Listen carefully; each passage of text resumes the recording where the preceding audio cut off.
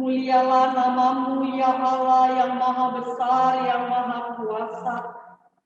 Karena pada pagi yang indah ini ditutup usbu, bersama dengan hamba-Mu Bapak Pendeta Martinus Liur, yang juga boleh memberikan waktu dan kesempatan untuk boleh bersama-sama bergumul dalam menjawab panggilan kami selaku anak-anak Tuhan, untuk terus boleh menyatakan kuasa dan kasih-Mu. Dan pada saat ini, Engkau boleh memperkenankan kami untuk melalui Zoom, dan biarlah ya Tuhan, fasilitas yang kami gunakan ini, Engkau memberkatinya, sehingga semuanya juga boleh berlangsung dengan baik. Berkati hamba-Mu Bapak Pendeta Martinus Liur, yang juga telah mempersiapkan segala sesuatunya dengan baik untuk kami semua anak-anak-Mu, dari berbagai materi, dari berbagai pengalaman. Biarlah kami semua anak-anak-Mu boleh saling sharing satu dengan yang lainnya untuk memperkokoh kehidupan keberimanan kami dalam panggilan kami selaku anak-anak Tuhan di Jemaat Ora Ekaboro dan dimanapun juga. Terima kasih Tuhan Yesus Kristus. Di dalam nama Allah Bapa dan Anak dan Roh Kudus, perjumpaan pada saat ini melalui materi-materi ini hanya boleh jadi di dalam nama-Mu saja. Amin. Dipersilakan untuk duduk kembali. Dan kami mempersilakan kepada Pak Pendeta Martinus Liur, materi sudah dibagikan. Silakan Pak Pendeta. Ya, terima kasih Ibu Pendeta Novi untuk kesempatan dan sekaligus mengundang saya untuk men-sharingkan firman Tuhan, pengalaman-pengalaman iman dalam melayani, khususnya buat Majelis Jemaat Gebsultra, Jemaat Orayat Labora. Saya sering sekali ke Kendari, Gebsultra. Di zaman ketua umumnya Pak Adi Masih, saya mendapat kehormatan mengelilingi seluruh jemaat Gebsultra bersama dengan Majelis Sinode, Pak Pendeta Jerry Patiasina waktu itu Sekum, waktu itu Ibu Novi Wakil Sekum, dan saya mendapat kesempatan untuk ikut dalam pelatihan pembinaan di seluruh jemaat, termasuk klasis-klasis sampai di bau-bau. Di zaman Pak Martin, saya juga diminta oleh Pak Limin dan kawan-kawan untuk melakukan pelatihan karakter, foto karakter bagi para pendeta. Jadi relatif semua pendeta Gebsultra itu sepertinya semua sudah ikut pelatihan foto karakter. Dan puji Tuhan, sekalipun situasi pandemi ini melanda dunia dan kita di Indonesia, Tuhan izinkan fasilitas teknologi untuk kita belajar bersama. Saya Pendeta Nusliur, istri 1, putra 2, nomor 1 sudah umur 28 tahun, sudah bekerja. Nomor 2, 20 tahun, sedang kuliah hubungan internasional dan lagi online. Baik Bapak Ibu, saya akan menolong Bapak Ibu untuk mempresentasikan satu materi, dan jika ada pertanyaan, saya bisa menyampaikan ke materi lain. Saya juga merekam materi ini, Bapak Ibu bisa mendengar ulang di YouTube. Nah, saya akan share ini untuk Bapak Ibu.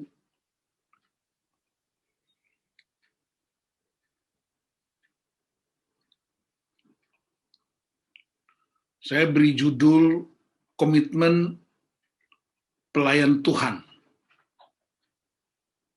Ya.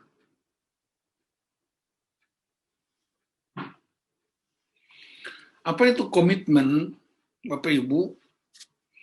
Kita perlu bicara tentang komitmen karena dalam pelayanan di gereja, kalau kita jujur, banyak orang pingin jadi pelayan, pingin jadi penatua diaken, tapi tidak terlalu lama kemudian mereka bisa mengabaikan panggilan. Saya berdoa supaya di Jemaat Orel Kendari tidak begitu. Ya, dalam Kamus Bahasa Indonesia, komitmen itu adalah perjanjian keterikatan untuk melakukan sesuatu. Kalau sementara waktu namanya kontrak. Tetapi kalau selamanya itu keterikatan. Komitmen pelayan Tuhan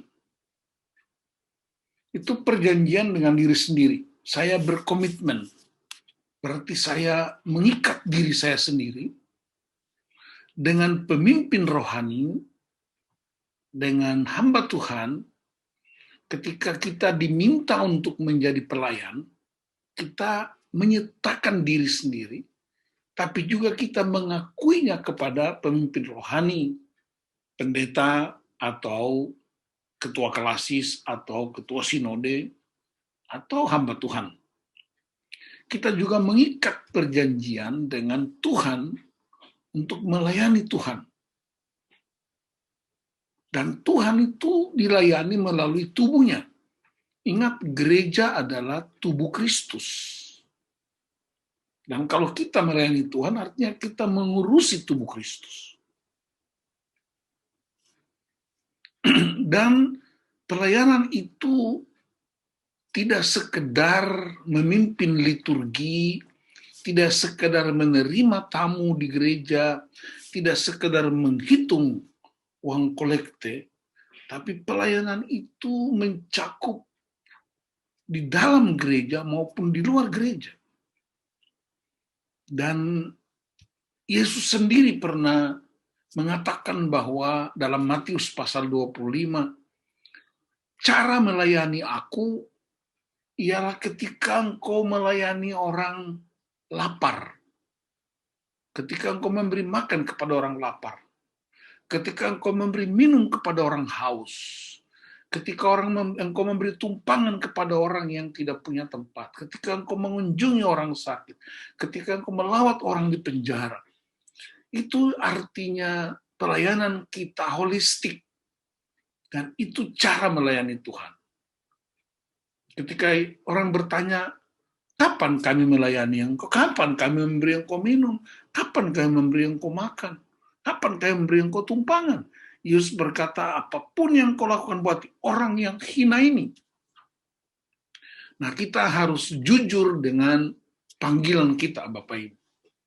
Di gereja tertentu, dalam budaya tertentu, seringkali jabatan-jabatan gerejawi menjadi prestise sendiri. Ya, di gereja tertentu seringkali jabatan penatua, diaken, seringkali menjadi sebuah kebanggaan keluarga. Dan itu bisa mengganggu kredibilitas pelayanan. Mari kita perhatikan, mengapa banyak pelayan yang tidak melayani dengan maksimal atau tidak finishing well. Waktu pertama kali diminta, wah betapa semangatnya, senangnya. Kalau tidak dihubungi bisa tersinggung, bisa marah-marah. Tapi begitu terpilih, mereka mengabaikan tanggung jawab itu. Nah, kenapa orang tidak melayani dengan maksimal, tidak finishing well? Karena tidak punya komitmen, atau bisa disebut ingkar janji. Ya, kita seringkali tidak lebih baik dari para politisi yang menjanjikan ini dan itu, ketika mereka terpilih, malah mereka mengabaikan janji-janji mereka. Nah, padahal kita mengikatkan diri dengan Tuhan dan hamba-hamba Tuhan. Nanti kita bisa diskusikan. Bagaimana supaya saya tetap berkomitmen? Bagaimana supaya kita tetap berkomitmen? Ada 3 hal yang mau saya sharingkan. Yang pertama ialah orang mesti punya disiplin pribadi. Yang kedua, tanggung jawab. Dan yang ketiga, integritas. Kita lihat satu-satu. Disiplin pribadi, untuk mendapatkan disiplin pribadi, hal pertama yang harus kita menangkan adalah diri sendiri. Saya salah satu ahli dalam pemetaan karakter, dan Ibu Pendeta Novi tahu seluruh pendeta di Gepsultra sudah mengikuti power karakter. Waktu offline saya datang beberapa kali ke Kendari. Dan saya mengusulkan jika majelis Orel tidak keberatan, kami bisa bantu dengan menemukan potensi karakter supaya kita tahu siapa kita tahu potensi kita, dan kita tahu titik-titik kritis yang harus kita perbaiki supaya pelayanan kita itu semakin maksimal. Karena Tuhan taruh potensi itu dalam diri kita. Efesus 2 ayat 10. Efesus 2 ayat 10 berkata kita diciptakan dalam Kristus Yesus untuk pekerjaan baik, dan Tuhan mau supaya kita hidup di dalam pekerjaan baik itu. Disiplin pribadi dalam bahasa Yunani, pengendalian diri dalam bahasa Yunani dari akar kata yang artinya menggenggam atau memegang. Kata ini melukiskan orang yang bersedia menggenggam kehidupannya dan mengendalikan bidang-bidang yang akan mendatangkan kesuksesan atau kegagalan bagi hidup mereka. Jadi Bapak, Ibu-Ibu, ada orang yang menjadi majelis karena merasa sudah pensiun dari pekerjaan di kantor. Ya, itu tidak salah. Kalau memang udah waktunya memberi diri buat pekerjaan Tuhan. Ada juga orang-orang yang bersedia membagi waktu dengan baik sekalipun mereka sibuk dengan pekerjaan-pekerjaan untuk mendapatkan menghidupi keluarganya. Semuanya tidak ada yang salah. Tapi dia menjadi problem ketika kita tidak punya disiplin yang kuat terhadap komitmen yang kita bangun bersama. Selalu ada alasan. Ya. Waktu kita ditanya apakah engkau bersedia menjadi penatua diaken di dalam jemaat ini, kita dengan begitu kusuknya, begitu mulusnya, begitu penuh kemuliaan kita mengatakan, saya bersedia dengan segenap hati. Saya tidak tahu istilah yang dipakai di Gepsultra. Tetapi kemudian ketika terlibat dalam pelayanan, ada saja alasan untuk tidak menghadirinya. Dan itu sebenarnya kita sedang mengingkari komitmen kita sendiri. Roma 8 ayat 5, sebab mereka yang hidup menurut daging memikirkan hal-hal yang dari daging. Mereka yang hidup menurut roh memikirkan hal-hal yang dari roh. Bapak, Ibu-Ibu mungkin pernah melihat pertandingan sumo. Pertandingan sumo itu mempertandingkan keterampilan dan kekuatan fisik. Saya kasih contoh misalnya pesumo dari Jepang. Nah, pesumo dari Jepang itu misalnya dia berat badannya 300 kg. Ini contoh saja.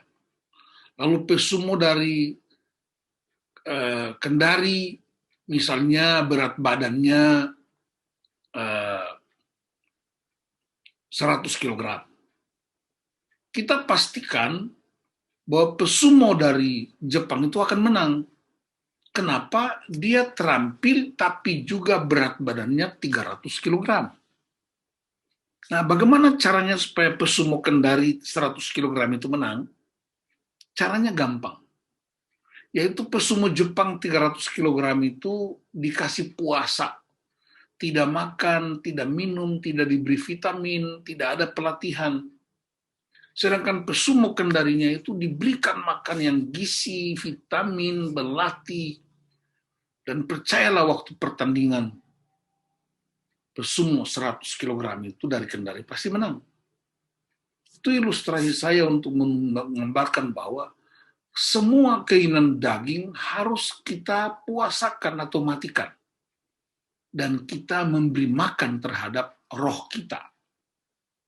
Ya, kita matikan semua kecenderungan-kecenderungan kedagingan. Pergaulannya, percakapannya, tontonan-tontonannya, itu kita matikan. Dan itu harus kesadaran sendiri. Lalu kita mulai memberi asupan terhadap rohani kita, firman, doa, sharing, ya, mendengar firman, berkhotbah, mengucapkan kata-kata baik. Dan lama-lama kita akan menjadi sesuatu yang terbiasa untuk bisa menjadi hidup dalam roh menurut Roma 5 ayat 8 itu. Galatia 5 ayat 16, maksudku ialah hiduplah oleh roh, maka kamu tidak akan menuruti keinginan daging. Jadi orang-orang yang mengingkari janji pelayanan, orang-orang yang mengingkari janji di hadapan altar gereja, orang-orang yang bersedia dan tidak konsisten melakukan tugas-tugas panggilannya, sebenarnya itu keinginan daging. Ingat bahwa saya tidak tahu bagaimana cara memilih penatua diaken di GEP Sultra. Tapi ada orang-orang yang tidak terpilih. Berarti Anda terpilih. Padahal orang-orang itu rindu melayani. Tapi bayangkan kita terpilih, kemudian kita tidak melayani dengan maksimal. Itu sama dengan kita menggeser batasan tanah orang lain. Atau kita menutup pintu bagi orang lain terlibat. Itu harus tegas. Kita nggak bisa main-main dengan pekerjaan.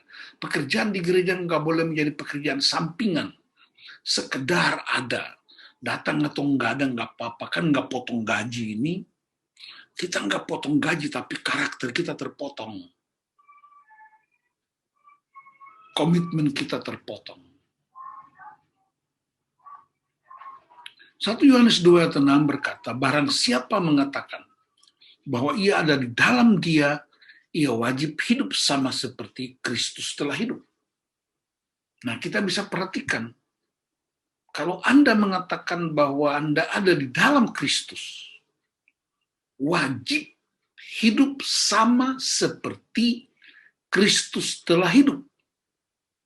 Nah, berarti kita mesti periksa disiplin-disiplin apa dari Yesus waktu dia hidup. Dia rajin berhubungan dengan Bapaknya, yang kita sebut dengan doa. Dia rajin membaca kitab nabi-nabi, yang disebut kita membaca firman. Ya, dia sediakan waktu untuk orang-orang yang terpuruk dalam berbagai keadaan. Dia nyaris tidak punya waktu untuk bermain catur, tidak punya waktu untuk mancing, tidak punya waktu untuk main gaplek, tidak punya waktu untuk berdebat. Tapi hari-harinya dipenuhi dengan kemuliaan. Nah, mestinya kita yang bersedia untuk melayani pekerjaan Tuhan, kita meniru karakter dan gaya hidup Kristus. Dan itu keputusannya ada di tangan kita. Bagaimana mengembangkan disiplin pribadi? Yang pertama, mulai dari diri sendiri. Ya, jangan kita menuntut orang lain memulai, tapi kita mulai dengan diri kita sendiri. Mulailah disiplin membaca Alkitab. Mulailah disiplin mendengar firman. Mulailah disiplin mengucapkan kata-kata yang baik. Ya, kita nggak bisa mengubah orang lain, tapi kita dengan Tuhan bisa ubah kita. Ingat, selalu ada statement yang berkata, kesombongan itu mengubah, saya ulang, ya, kesombongan mengubah manusia, mengubah malaikat manusia menjadi iblis. Tetapi kerendahan hati mengubah manusia jadi malaikat. Saya ulangi, kesombongan mengubah manusia jadi iblis. Tetapi kerendahan hati mengubah manusia menjadi seperti malaikat yang selalu tampil untuk memberi pertolongan. Kita mesti mulai dari diri kita. Yang nggak bisa kita tuntut orang lain untuk berubah. Kita nggak bisa tuntut pemerintah untuk berubah. Kita nggak bisa tuntut masyarakat untuk berubah. Harus dimulai dari diri kita sendiri. Dalam situasi pandemi ini, orang bicara tentang pakai masker, bicara tentang cuci tangan, bicara tentang jaga jarak. Tapi banyak anak-anak Tuhan yang tidak taat. Saya di dalam ruangan perpustakaan saya pribadi, tidak ada orang di sini. Istri saya ada di ruangan lain, anak-anak lagi di kamar mereka, jadi saya boleh tidak pakai masker. Pemakaian masker misalnya, itu bukan sekedar peraturan pemerintah. Itu bukan sekedar protokol kesehatan. Tapi menggunakan masker juga adalah hidup dalam nilai bersama, hidup disiplin bersama untuk membangun masyarakat yang lebih sehat dan kuat. Yang kedua, mulailah lebih dini. Jangan tunggu sampai tua bangka. Itu istilah saya untuk orang-orang di Indonesia Timur. Ya, kita disiplinnya mulai dari kecil. Mulai dari masih remaja. Latih anak-anak kita untuk buang sampah pada tempatnya. Latih mereka untuk mulai berdoa dan baca firman. Jangan tunggu tua bangka dulu baru cari Tuhan. Terlambat. Dan yang ketiga, mulai dengan hal-hal yang sifatnya kecil-kecil. Tidak ada sesuatu yang tiba-tiba jadi besar. Ingat, dalam pelayanan Yesus, dia tidak pernah memulai dari sebuah lapangan terbuka, dia tidak memulai dari sebuah gedung ibadah yang besar, tapi dia mulai dari rumah. Dia mulai dari Kana, dia mulai di pinggir pantai dengan murid-murid satu persatu. Dan dampaknya itu besar. Kalau istilah lain, menyembahlah, berdoalah di tempat yang tertutup. Tapi ketika Anda tampil ke atas permukaan, Anda berdampak buat orang lain. Yang keempat, sekarang dimulai. Jangan tunda. Nanti aja. Itu karakter-karakter yang tidak mau untuk mengalami kemajuan-kemajuan. Dalam masa pandemi ini mestinya gereja semakin dahsyat karena kita belajar untuk memanfaatkan situasi-situasi yang kritis sebagai kesempatan untuk berpindah level, lebih tinggi lagi level kita. Burung Raja Wali itu selalu terbang pada musim badai tinggi.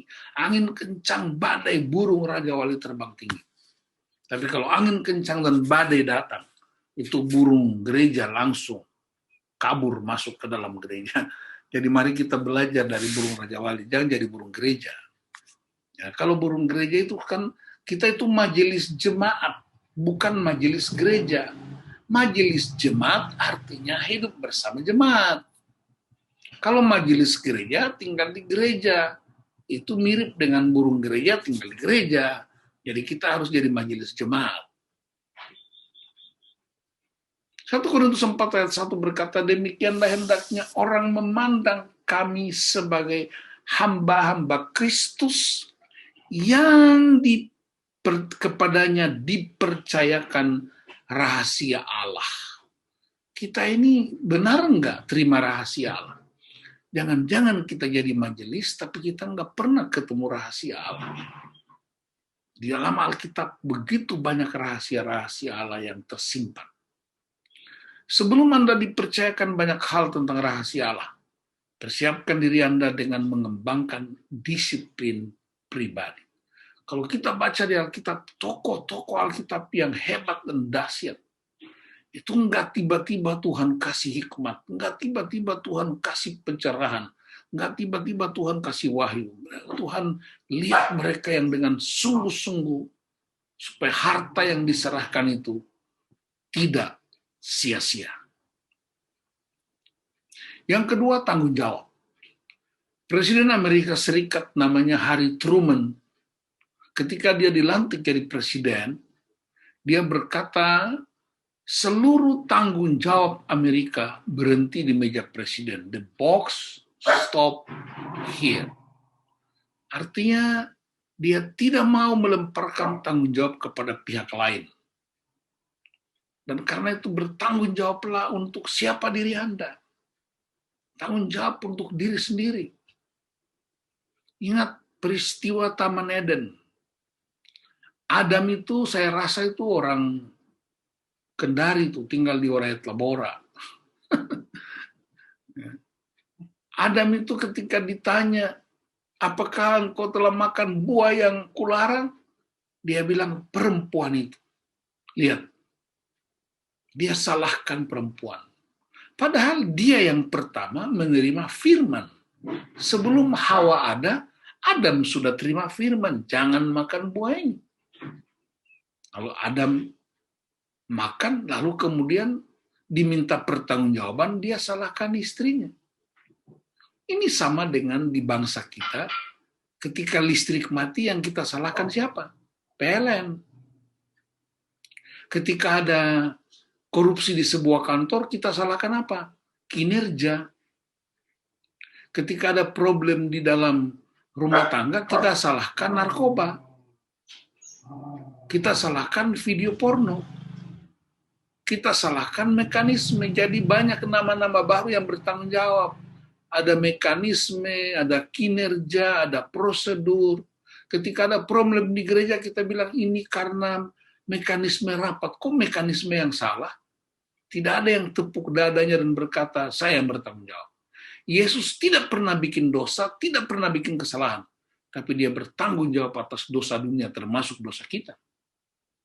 Dan karena kita melayani Tuhan, maka kita mesti tiru karakter Kristus. Ambil tanggung jawab untuk diri sendiri, dan berhentilah berdalih. Ada banyak hamba Tuhan, banyak penatua diaken, semoga di Kendari, Oraya Tlabora tidak ada, yang suka menyalahkan. Kenapa ini belum di-print? Listrik mati. Kenapa ini wifi mati? Selalu barang-barang yang jadi salah. Tapi kita nggak pernah tepuk dada dan berkata, saya yang salah. Saya punya pengalaman waktu anak saya di SMA. Ya, kami dipanggil wali kelas, terutama saya datang, padahal saya ketua sinode, mereka kenal saya. Lalu ketika anak saya itu dianggap bersalah di sekolah karena main basket di jam sekolah, wali kelasnya marah, lalu saya bilang, ibu, anak saya nggak bersalah. Oh, ibu wali kelasnya marah-marah. Kenapa bapak bilang anak nggak bersalah? Dia yang menyebabkan teman-temannya nggak ikut kelas karena bawa bola basket. Saya bilang anak saya nggak salah. Yang salah itu saya bapaknya. Beri saya kesempatan untuk melatih anak saya. Wali kelas itu tiba-tiba dia nangis dan dia berkata, baru pertama kali saya ketemu. Kalau anak salah, selalu orang tuanya salahkan dia. Salahkan guru-guru, salahkan penjaga sekolah. Tapi ada satu bapak yang datang untuk berkata bahwa dia yang salah. Dan ketika kita mengaku salah, kita sedang menyelesaikan problem secara tertib dan disiplin.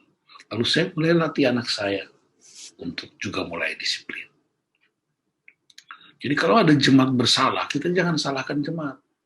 Kita diberi tanggung jawab untuk memelihara jemaat. Seorang hamba Tuhan namanya O.J. Simpson, dia berkata, hari ketika Anda mengambil tanggung jawab penuh untuk diri sendiri, hari ketika Anda berhenti membuat dalih, itulah hari ketika Anda mulai menuju puncak. Ingat, karunia membawa kita ke atas puncak gunung. tetapi karakter membuat kita bertahan di atas puncak gunung. Karunia membawa kita menjadi majelis jemaat. Karakter membuat kita bertahan dalam tugas-tugas majelis jemaat. Bertanggung jawablah untuk apa yang bisa Anda lakukan. Selesaikan tugas sampai tuntas secara benar. Ya, jadi penatua 5 tahun kalau tidak salah ya, kalau di Orayat Labora, Gapsultan 5 tahun. Periksa berapa sering kita lalai. Lalu kita hubungkan dengan pekerjaan di kantor. Apa yang terjadi di kantor kalau Anda lalai? Bukankah konditinya merah? Bukankah gaji dipotong? Bukankah turun pangkat? Kenapa di gereja kita menganggap seperti sesuatu yang remeh-temeh dan biasa saja? Bukankah Tuhan lebih dahsyat dan ajaib? Mestinya gereja lebih berkualitas dari dunia. Karena gereja punya Tuhan, gereja punya firman Allah. Saya tidak dapat melakukan segala-galanya, tapi saya tidak akan menolak untuk melakukan sesuatu yang bisa saya lakukan. Tidak semua hal kita bisa lakukan, tapi kita bisa melakukan sesuatu. Mungkin Anda tidak pandai berkhotbah, tapi Anda pandai untuk memberi. Anda tidak pandai untuk berkhotbah, tapi Anda pandai untuk menyetir mobil mengantarkan hamba-hamba Tuhan dalam pelayanan. Anda tidak pandai berkhotbah, tapi Anda bisa melakukan sesuatu yang lebih baik untuk menolong anak-anak muda kita. Ada seorang majelis saya di gereja waktu saya ketua sinode, dia itu udah majelis hampir 25 tahun. Kalau disuruh khotbah, sama sekali dia nggak mau khotbah. Merasa nggak bisa, padahal dia penatua. Tapi setiap malam minggu, dia kumpul anak-anak muda di rumahnya, dia ajak mereka makan, ajak mereka minum kopi, minum teh, lalu dia ajarkan mereka bagaimana cara berbisnis yang baik. Dia mengajarkan mereka bagaimana mereka terlibat mengurusi teknologi. Dan walaupun Bapak itu tidak majelis lagi, dia udah pensiun, tetapi hasil dia anak-anak muda banyak yang pintar berbisnis, banyak yang pintar teknologi. Dari seorang penatua yang 25 tahun tidak pernah berkhotbah. Khotbah rumah tangga pun dia nggak bisa. Tetapi banyak anak-anak muda yang memiliki kapasitas pekerjaan yang hebat-hebat.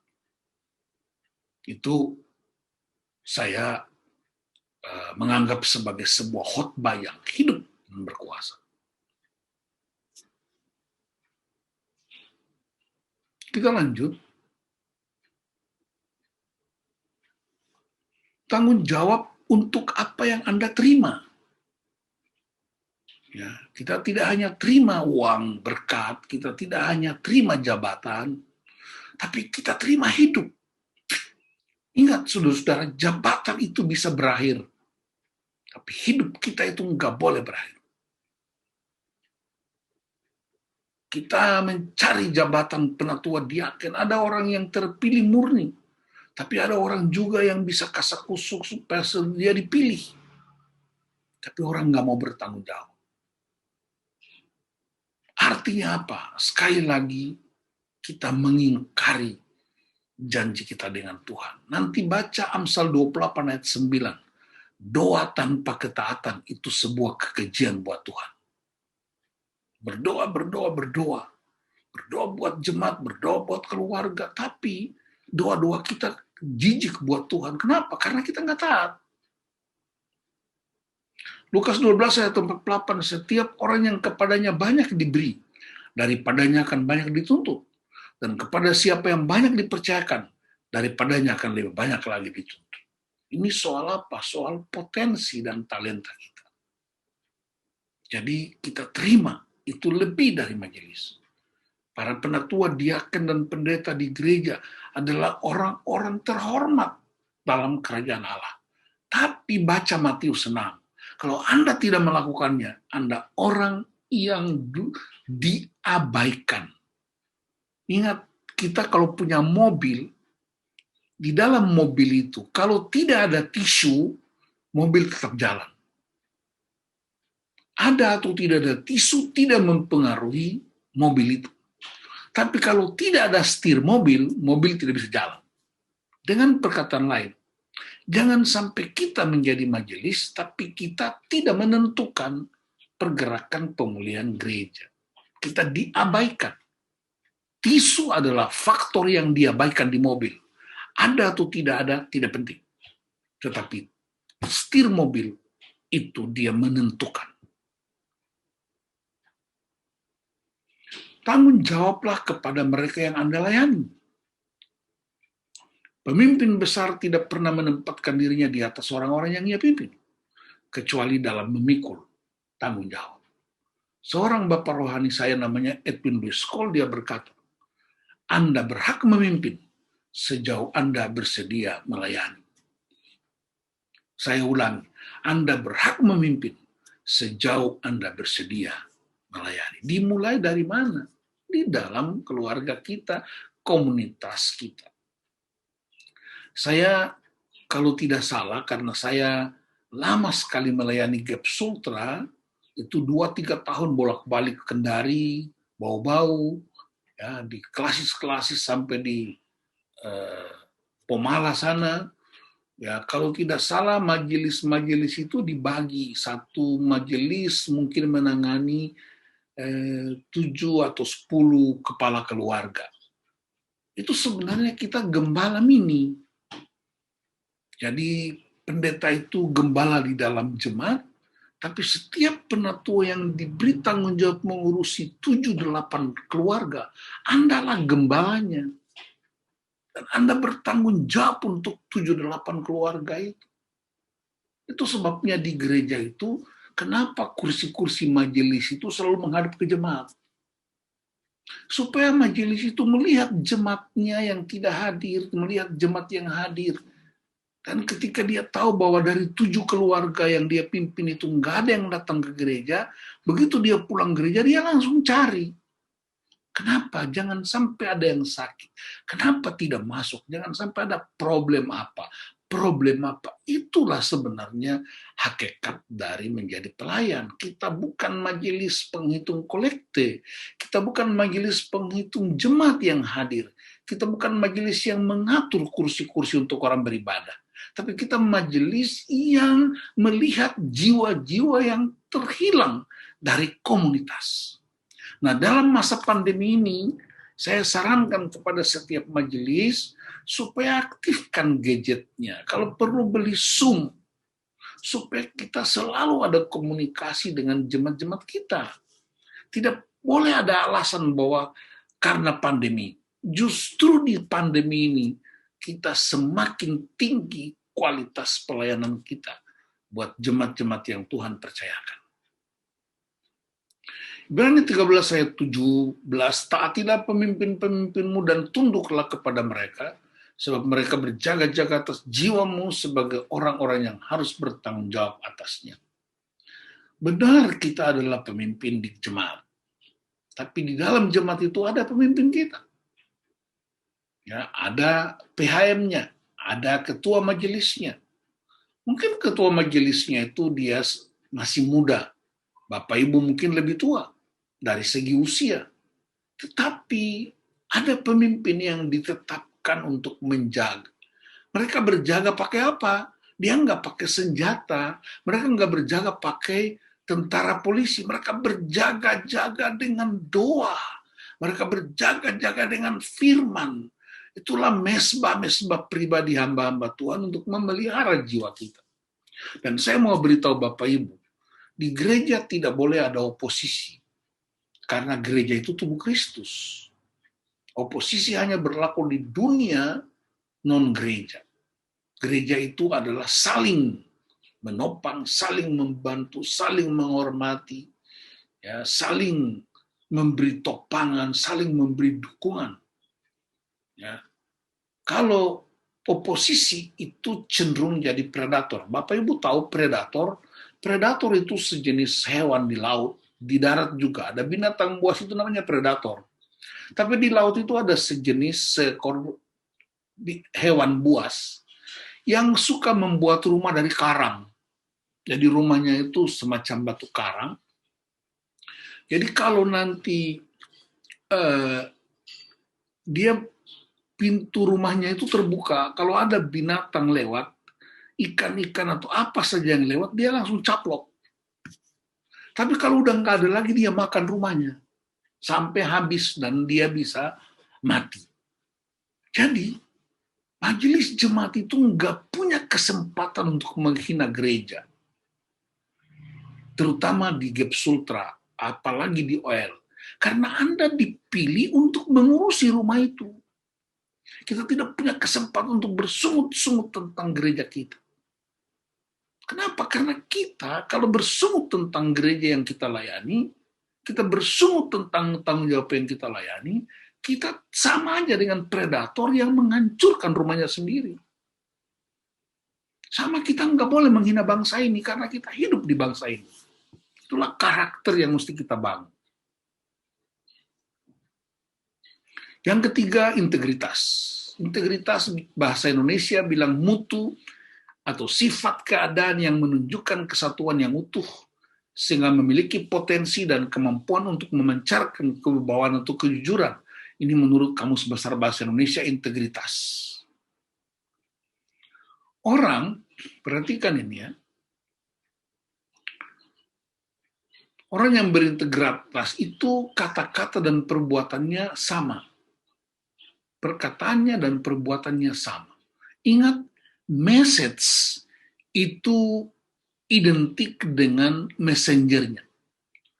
Yesus dipercaya bukan hanya karena dia Tuhan dan Juru Selamat, tapi perkataannya itu dia praktekkan. Bahasa sehari-hari, khotbahkan apa yang Anda lakukan, dan lakukan apa yang Anda khotbahkan. Orang berintegrasi itu mereka adalah diri mereka sendiri. Tidak peduli di mana mereka berada dan sedang bersama siapa.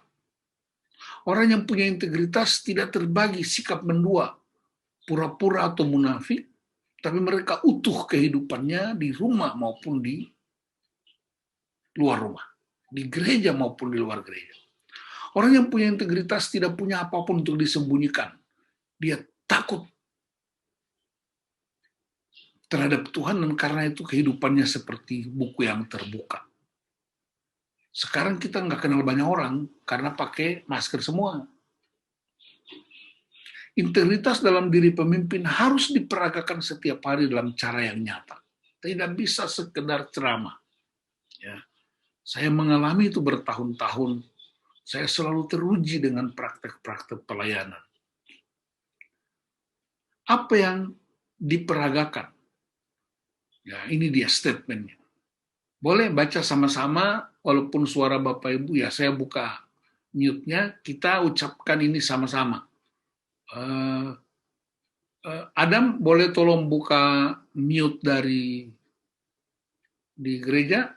Oke, semua baca sama-sama, 1, 2, 3. Saya akan mengamalkan apa yang saya ajarkan. Saya akan melakukan apa yang saya katakan. Saya akan jujur dengan orang lain. Saya akan mendahulukan apa yang paling baik bagi orang lain sebelum apa yang terbaik bagi saya. Saya akan terbuka dan membiarkan orang lain menikmati perjalanan bersama dengan saya. Yang John Maxwell, seorang pemimpin kepemimpinan dunia, dia berkata, hadiah terbesar Anda bagi orang lain bukanlah pelayanan dan pekerjaan Anda, melainkan diri Anda sendiri. Itulah yang Yesus lakukan. Bukan pelayanannya, bukan pekerjaannya, tapi dirinya sendiri. Dia menyerahkan hidupnya, tubuhnya dia serahkan. Dan kita sering gunakan itu untuk mengkhotbahkannya, tapi kita tidak mau menyerahkan hidup kita untuk menolong orang lain. 1 Korintus 4 ayat 12, ayat 1 dan 2, demikianlah hendaknya orang memandang kami sebagai hamba-hamba Kristus yang kepadanya dipercayakan rahasia Allah, yang akhirnya dituntut dari pelayan-pelayan yang demikian ialah bahwa mereka ternyata dapat dipercaya. Yang dituntut dari para hamba Kristus yang dipercayakan rahasia Allah adalah mereka ternyata dapat dipercayai atau memegang perjanjian atau komitmen. Ingat ketika Bapak Ibu ditabiskan jadi penatua diaken. Ada pertanyaan dari pendeta, saya rasa di semua gereja Protestan sama. Di gereja kami juga begitu, Gepsulro juga saya percaya sama. Nama-nama dibacakan, apakah jawabmu penatua siapa, apakah jawabmu diaken siapa, itu komitmen yang begitu hebat. Dan ingat, pengakuan itu dituntut pertanggungjawaban. Itu beberapa bagian, saya belum buka materi diskusinya, itu beberapa bagian yang saya sampaikan untuk menjadi bahan diskusi kita, dan kalau nanti ada pertanyaan, saya bisa jawab. Karena waktu kita terbatas, saya hanya sampaikan satu materi. Sebenarnya ada materi lain tentang keluarga majelis. Tapi untuk sementara, hari ini satu sesi cukup, dan kita bahas tentang disiplin pribadi, tanggung jawab, dan integritas seorang pelayan Tuhan.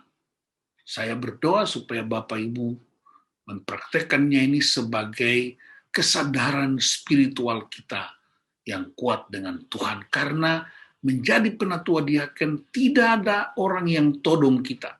Tidak ada polisi dan tentara yang datang todong kita untuk jadi majelis. Kita yang memilih atas kesadaran sendiri. Dan karena itu kita juga harus bertanggung jawab untuk pilihan yang kita lakukan. Tuhan Yesus memberkati. Amin.